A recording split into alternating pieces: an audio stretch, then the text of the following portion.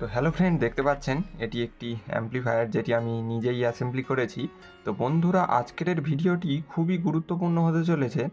যারা অ্যাম্প্লিফায়ার ভালোবাসেন এবং অ্যাম্প্লিফায়ারের ওপর ইন্টারেস্ট রাখেন, তো তাদের জন্যই আজকের ভিডিওটি। তো ভিডিওটি সম্পূর্ণ দেখার অনুরোধ রইল। বিভিন্ন টিপস অ্যান্ড ট্রিক্স আজকে জানাবো। আর বন্ধুরা, অবশ্যই ভিডিওটি আপনাদের ভালো লাগবে। আর যদি ভালো না লেগে থাকে অবশ্যই কমেন্টে জানিয়ে যাবেন বন্ধুরা। আজকের আমার এই রিকোয়েস্টটি অবশ্যই রাখবেন। তো সর্বপ্রথম বলি বন্ধুরা, এটি TDA 2009-এর ওপর আইসির বেস করে এই অ্যাম্প্লিফায়ারটি আমি অ্যাসেম্বলি করেছি। আর বন্ধুরা, সর্বপ্রথম যদি বলা হয়, আপনারা যদি অডিও অ্যাম্প্লিফায়ার যে কোনো ট্রানজিস্টারাইজড বা আইসির ওপর বেস্ট করে যে অ্যাম্প্লিফায়ার আপনারা বানাবেন, তো সর্বপ্রথম আপনাদের কিছু রিসার্চ করে নিতে হবে যে কোন সার্কিটটি বেটার পারফর্ম করছে বা কোন সার্কিটটি আপনার পছন্দ মতো সাউন্ড আউটপুট দিতে পারে।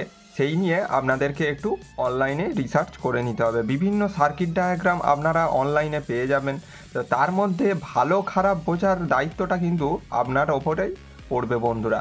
তো আপনারা ভালো সার্কিট ডায়াগ্রাম ব্যবহার করেই তবেই অডিও ভালো আউটপুট আপনারা পেয়ে থাকবেন। তো দেখতে পাচ্ছেন এটি 2009-এর ওপর বেস করে।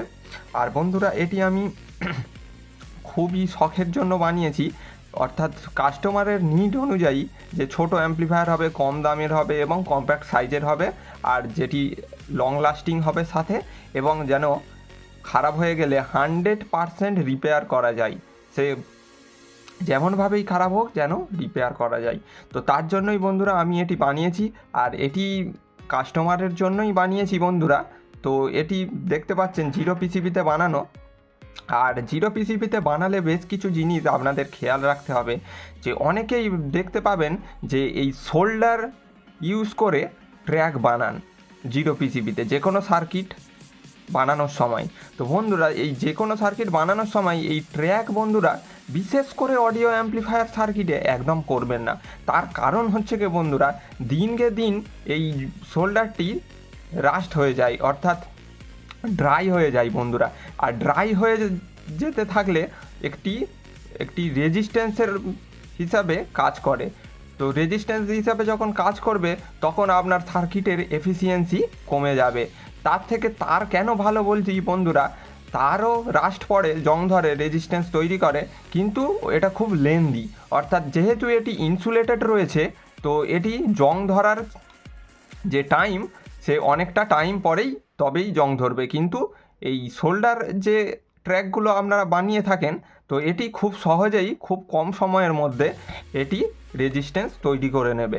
তো আরেকটি বন্ধুরা, আমি যে কোনো অ্যাম্প্লিফায়ার বা সার্কিটে জাম্পার জিনিসটা পছন্দ করি না, যাতে ওপরের সার্কিটটি নিট অ্যান্ড ক্লিন দেখায়।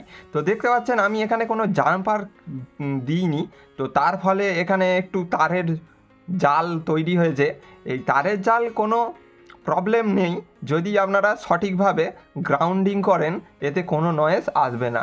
তো আপনারা আমার এই সার্কিটের সাউন্ডটি একবার শুনে নিন। তো অবশ্যই হেডফোন লাগিয়ে শোনার চেষ্টা করবেন বন্ধুরা।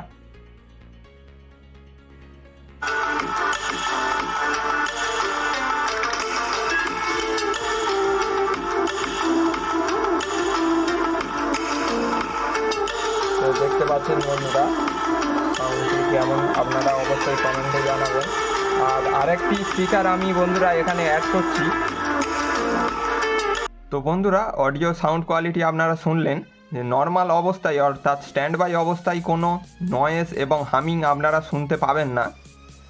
আর আরেকটি জিনিস বন্ধুরা, আপনারা যখন অ্যাম্প্লিফায়ার ডিজাইন করবেন, যেমন সার্কিটের গুরুত্ব অপরিসীম, তেমন ইলেকট্রনিক্স কম্পোনেন্টগুলোর গুরুত্ব অপরিসীম। দেখতে পাচ্ছেন এখানে যেখানে যেখানে স্পেশাল রোল প্লে করছে যে ক্যাপাসিটারগুলি, সব আমি কেলট্রনের ইউজ করেছি। আর এই রেজিস্ট্যান্সগুলো কিন্তু ফিলিপসের রেজিস্ট্যান্স বন্ধুরা। হাই কোয়ালিটির রেজিস্ট্যান্স আপনারা মার্কেটে নর্মালের থেকে একটু বেশি দাম পড়ে, তবে জিনিসটি খুবই ভালো। আর আরেকটি বন্ধুরা আপনারা নজর রাখবেন যে আপনারা যেই অ্যাম্প্লিফায়ারটি বানাবেন সে কত লোড ইম্পিডেন্স, অর্থাৎ 8 ohms, 4 ohms না 6 ohms সাপোর্ট করে, সেটি আপনাদের খেয়াল রাখতে হবে। সেই হিসাবে আপনারা স্পিকার লোড আপনারা দেবেন।